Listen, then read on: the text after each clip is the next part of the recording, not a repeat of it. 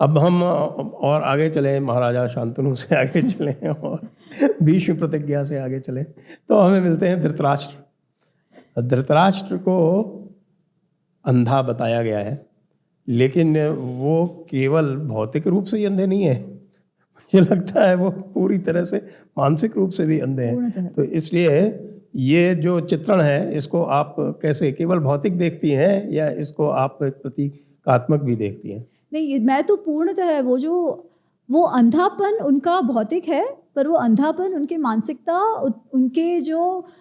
उनका जो स्वभाव है उसका भी चित्रण है ये।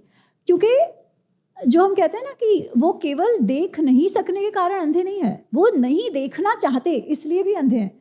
जैसे मैं अभी भी कह रही थी कि उनको पता है जो हो रहा है वो गलत हो रहा है, पर वो पुत्र मोह इतना अधिक है कि सब कुछ जानते हुए भी वो उसे देखना नहीं चाह रहे। जब युद्ध हो जाता है और पुत्रों की मृत्यु हो जाती है, तब वो संजय के साथ कुछ बात कर रहे हैं और वो संजय को कह रहे हैं कि पता नहीं पूर्व जन्म में मुझसे क्या पाप हो गया, जो अभी मेरे सारे बच्चे इस तरीके से उनकी मृत्यु हो गई। और संजय उनसे कहते हैं कि पिछले जन्म में आप जानते नहीं हो आपने इस जन्म में क्या किया है। आपको अवसर था कि जब आपके बच्चे को आप रोक सको। और कृष्ण कहते हैं, विदुर कहते हैं, उनको सबने कहा कि भाई एक बच्चे को आप छोड़ दो, त्यजत एकम कुलस्यार्थे, अगर एक को छोड़कर आपका कुल बच जाता है तो बचा लो।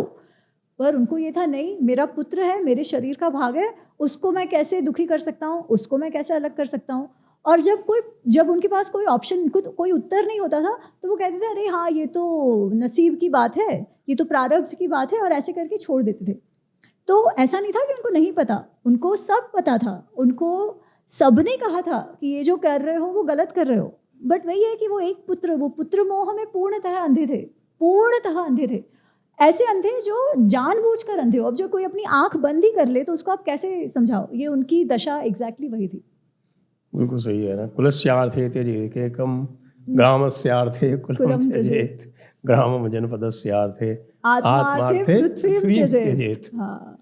ये उनको कहा गया था, ये दुर्योधन के जन्म के समय की बात है। दुर्योधन के जन्म के समय भी कहा था, और उसके बाद भी उनको कहा जाता है। एक्चुअली विदुर उनको 2-3 बार याद कराते हैं कि मैंने आपको वो कहा था, अब वही होने जा रहा है। अच्छा, और धृतराष्ट्र का जो कहता है ना कि वो सबसे नीचा पॉइंट वो आता है जब द्यूत क्रीड़ा चल रही है, जब पांडव एक के बाद एक सब कुछ हारे जा रहे हैं, तो जो उनकी सभा में जितने लोग बैठे हैं वो सारे एकदम निशब्द होकर बैठे हैं, सब लोग ऐसे शॉक में हैं। और धृतराष्ट्र जो है वो हंसे जा रहे हैं, अरे वो जीते क्या हुआ, दांव में जीते क्या, और ये सब देखते हैं, है ना। तो उनकी जो वृत्ति है वो उससे पता चलता है कि आप क्या कर रहे हो, कि केवल आपका बेटा हड़प लेना चाहता है ऐसा नहीं है। आप भले ही सबके सामने बात कई बार ये करते हो कि नहीं ये तो मेरे पुत्र जैसे हैं, पर वो हड़पने की जो भावना है वो आपके अंदर भी है।